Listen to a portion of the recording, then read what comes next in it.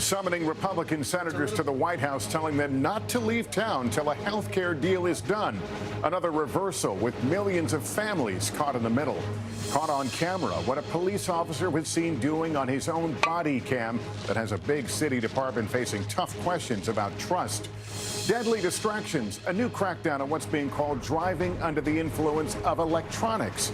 NBC News exclusive, our unprecedented access inside the elite counterterrorism unit working to stop the next attack amid a growing array of threats. And inspiring America, signs of hope spotted all over town. Messages meant to brighten the day of strangers. Nightly News begins right now. NBC News World Headquarters in New York. This is NBC Nightly News with Lester Holt. Good evening. Nice to have you with us tonight. President Trump, who only 24 hours ago was willing to let government health care die a slow death, performed a head-snapping turnabout today, summoning Republican senators to the White House to suggest they cancel their vacations and get back to work on a plan to repeal and replace Obamacare. The president effectively ordering CPR on a bill that fractured Republicans fear may be beyond saving, as new cost estimates just released underscore the toughness of their task. Chief White House correspondent Hallie Jackson has details. Health insurance plan. Senate Republicans facing failure on a bill that looked all but dead are now getting a booster shot from President Trump and a warning shot. We shouldn't leave town until this is complete, until this bill is on my desk. We're very close. They're not right now, but President Trump's pushing them back to Plan A again. I think the people of this country need more than a repeal.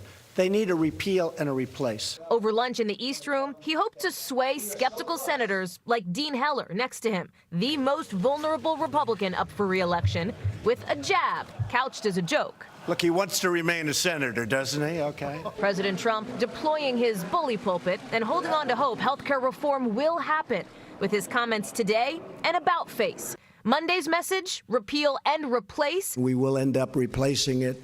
Turned into repeal now, replace later that night. But by Tuesday, we'll let Obamacare fail. Now, today, we have no choice. We have to repeal and replace. Are you experiencing some political whiplash here?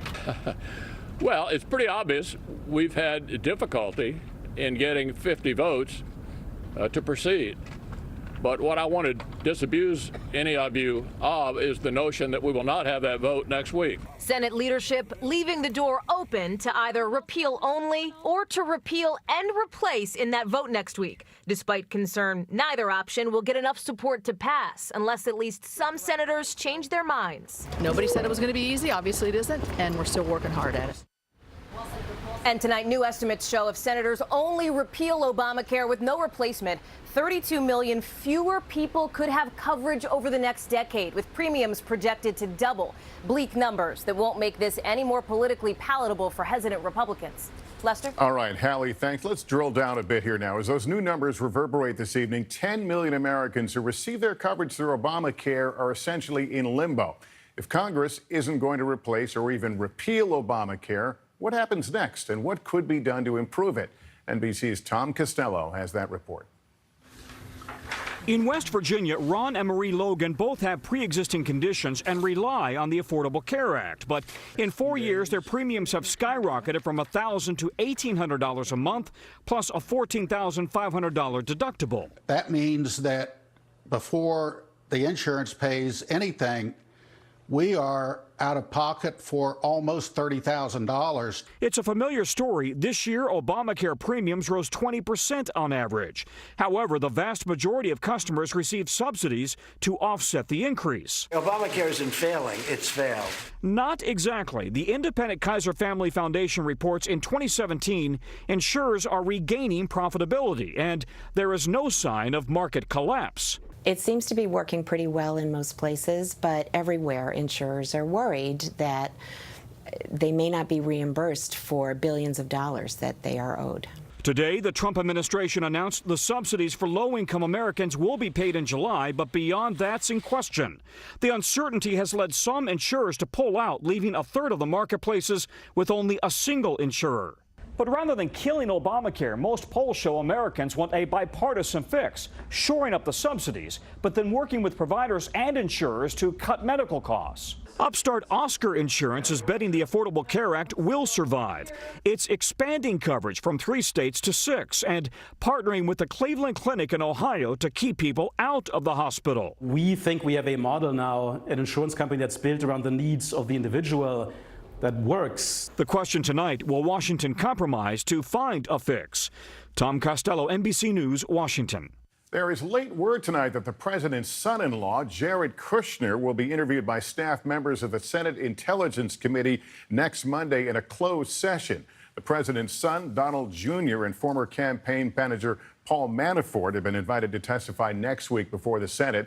All 3 attended that meeting with a Russian attorney with the promise of receiving dirt on Hillary Clinton during the campaign. This news comes after revelations of a second, previously undisclosed meeting between President Trump and Vladimir Putin during the G20 this month. Both the White House and the Kremlin deny there was anything improper about that encounter.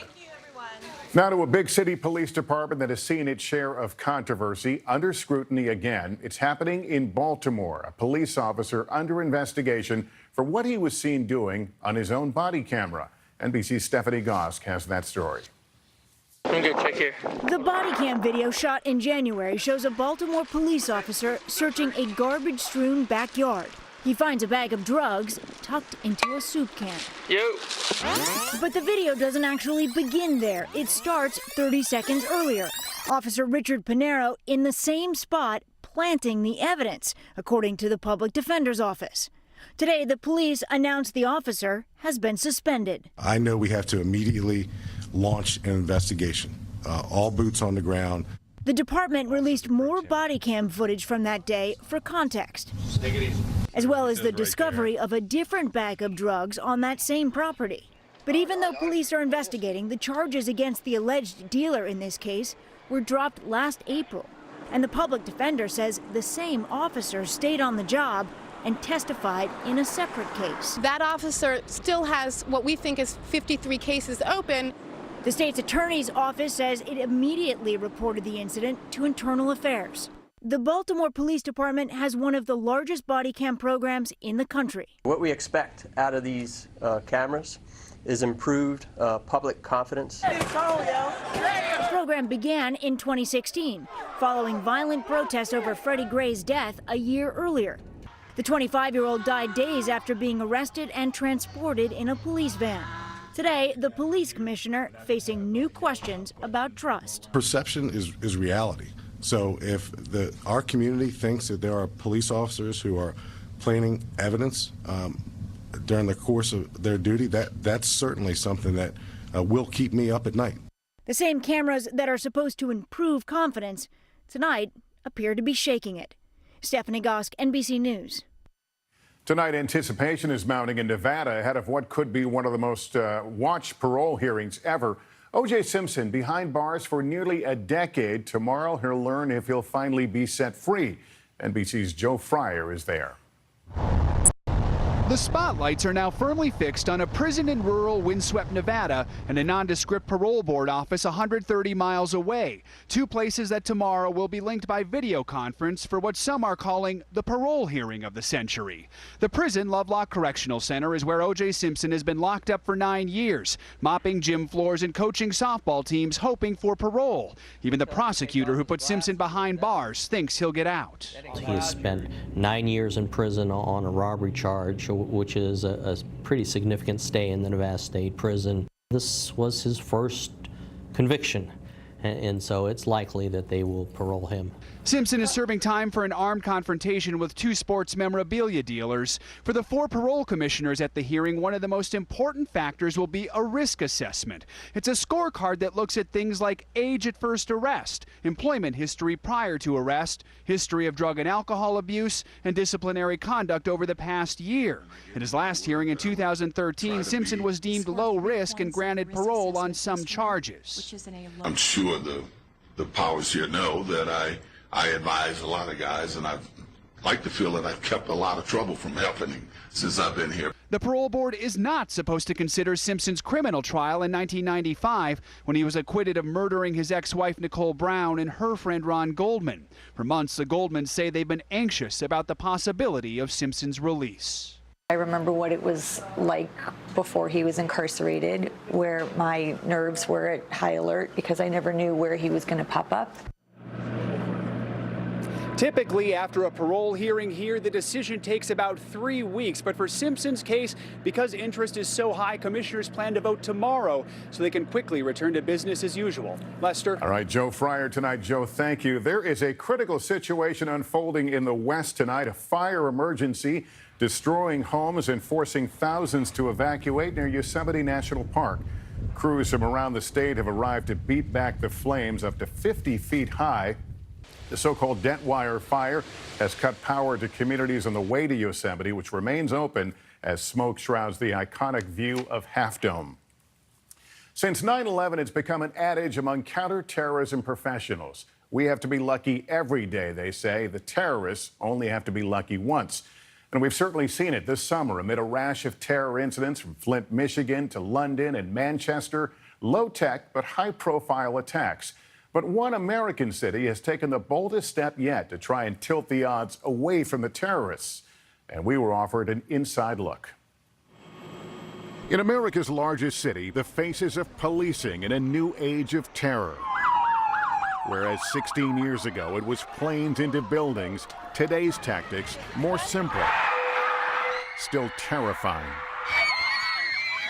We study attacks around the world. You know, we're walking through a park in Midtown Manhattan. I see people enjoying themselves. What do you see from your perspective as a head of counterterrorism? You know, I see a free and open society here in New York City, but I also see a vulnerability. I see an area where, you know, very likely could be a soft target for a terrorist attack. Which is why the New York City Police Department created the Critical Response Command, or CRC. Some 500 officers like Kayan Dawkins and Gregory Wallace trained in behavior analysis, radiation detection, and explosives, equipped with powerful long guns, body armor, and deployed across the city. Terrorism is evolving, so as a law enforcement officer, we have to keep up with that. You have to be able to see who's not fitting in the crowd. NBC News was granted unprecedented access to the unit as they trained for scenarios straight out of the headlines. Good sweeps, good paws. Their real-life syllabus, what police encountered in places like Mumbai, Nice, Orlando, San Bernardino, and Paris. The world has changed, and any police department, not just major metropolitan police departments, you have to take a look at not just what's going on in the city and in the nation, you have to look at what's going on worldwide. The CRC members are trained to take the offensive, even if there are wounded. Stop the threat. Have to. That's the #1 goal. Because if I don't, then more innocents will be taken. But this work is not for everybody. We interview thousands of people before we select the people that we want. New York has been targeted 23 times since the 9/11 attacks. Thwarting the next one is a high-stakes game of chess. They're out there each and every day, standing at locations that are sensitive, that are high profile, and if something does happen, they have that ability to respond immediately. Including CRC, the NYPD has now equipped more than 1,000 of its officers with military-style weapons, as I learned, capable of delivering withering fire. A lot of the active shooter events, they had high-powered rifles, and we will be meeting them with the same or greater force. A brutal reality of New York's response to the new normal. The thinking is if someone has any inkling in their idea that they want to bring harm to the city, it's best to go elsewhere with it. They're not going to stand a chance. The CRC is just one part of the NYPD's sizable counterterrorism operation, but by design, it is the most visible, as deterrence is an important part of their mission. There is more to tell you about here tonight. Still ahead, driving under the influence of electronics. Strict new law affecting many motorists caught using their devices behind the wheel. Also sick of getting nickel and dime when you fly? The airline getting called out for charging the most fees. Stay with us. Searching for a hotel online is pretty much like this. Some deals fly right past you, and you'll never see them again. And some just don't fit. With Trivago, you're in charge. Simply choose what's important to you and find what you want. Trivago makes sure you see the deals you care about, so you can find your ideal hotel for the best price. Hotel Trivago. Why does Duke take Cosequin?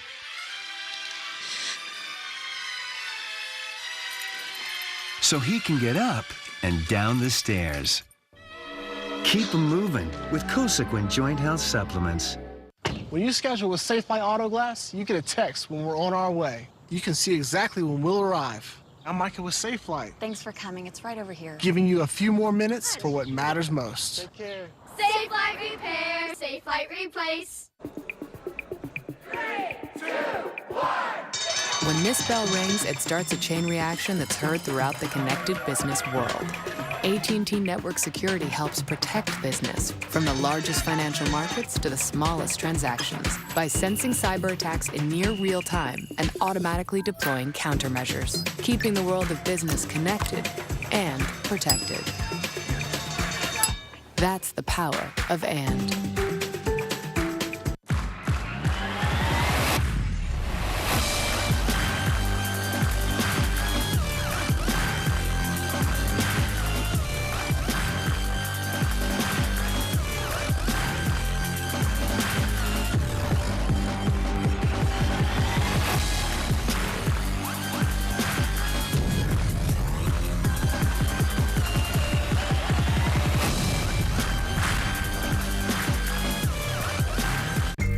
Tomorrow, OJ's freedom on the line. Will he be paroled or stay behind bars? In a Today exclusive, former prosecutor Christopher Darden weighs in. Tomorrow, only on Today. Sunday night with Megyn Kelly, battling a brain tumor. Maria Menounos shares her emotional journey. And the Cubs' Joe Maddon smashed one curse. Now he's trying to save his hometown. Plus, treating alcoholism with the Buzzkill pill. Sunday on NBC. We're back now with a new crackdown on distracted driving, which kills an estimated 9 people in this country every day. Many states have passed bans on the use of devices behind the wheel, but Washington state is taking it to a new level with a strict new driving under the influence of electronics law going into effect. NBC's Gabe Gutierrez explains. A year ago this week, Jody Bagnario and Elizabeth Rudolph were stopped in traffic on I-5 in Washington state, and another driver slammed into them at 76 miles an hour. Both women died. Jody Bagnario was an amazing beacon of happiness, and she leaves such a void. What upset Jody's sister Gina the most was that police said the husband of the other driver had taken a selfie from the passenger seat right before the crash. My sister was killed for something so insignificant. This Sunday in Washington state, a new DUI e-law goes into effect, driving under the influence of electronics. It forbids the use of phones, tablets, laptops, and gaming devices, even while stopped. Put the cell phones down. Texting was already illegal, but this law goes further. A first-time offense means a $136 fine. A second citation, $235. It goes on a driver's record and is reported to their insurance provider. Now, at least 14 states have passed laws banning any use of handheld phones while driving. Researchers at Virginia Tech have found that distracted driving accounts for 2/3 of severe crashes. It takes a driver roughly about 10 to 15 seconds to compose an average text message, and their eyes are off the forward roadway for at least half of that time. For Gina Bagnario Benavides, it's become her life's mission. I refuse to let Jody and Liz's tragic death become just another statistic. Preventing another tragedy behind the wheel. Gabe Gutierrez, NBC News. We're back in a moment with a scary collapse on a bridge that caused a traffic nightmare.